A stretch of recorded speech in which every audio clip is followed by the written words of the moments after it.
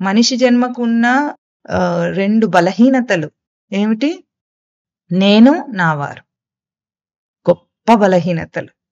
ఆ 2 బలహీనతలు పోయినట్టేనా? పోతే ఏమైంది? ఇంకా తనలో ఉన్న అపారమైన ఆధ్యాత్మిక శక్తి తనకు బయటికొచ్చేస్తుంది. ఈ చిన్న 2 బలహీనతల కారణంగా, ఇవి కప్పిపెట్టిన కారణంగా మనిషి కూడా ఇది తెలుసుకోలేకపోయాడు. ఎంతో తెలివిగా తెలుసుకొని ప్రవర్తించగలిగే తెలివైన వాడు. మనిషి తెలివికి హద్దుందా?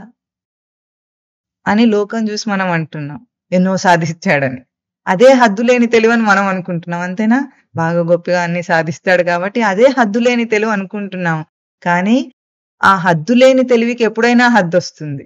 ఎంతదాకా సృష్టిని తెలుసుకొని, అది తెలుసుకొని, ఇది తెలుసుకొని హద్దొస్తుంది ఎక్కడో ఒక్కడ దానికి.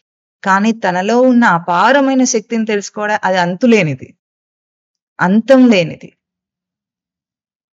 ఆ అపారమైన తన స్వరూపాన్ని చూపించేది గురువు. ఎట్లా? ముందు దేహం కాదు జీవుడని. ఇప్పుడు జీవుడు కూడా కాదు ఇంకా. జీవుడు అంటే మళ్ళీ ఏమవుతుంది? మళ్ళీ పుడతాడు, మళ్ళీ చేస్తాడు. అది కూడా నువ్వు కాదు అనే ఇంకా గొప్ప సత్యాన్ని తెలిపేదెవరు? గురువు మాత్రమే. అందుకే సృష్టిలో గురువుని మించిన దైవం లేదని మామూలు మాట. కానీ గురువు అన్న పదానికే సాటి ఇంకొకటి లేదు.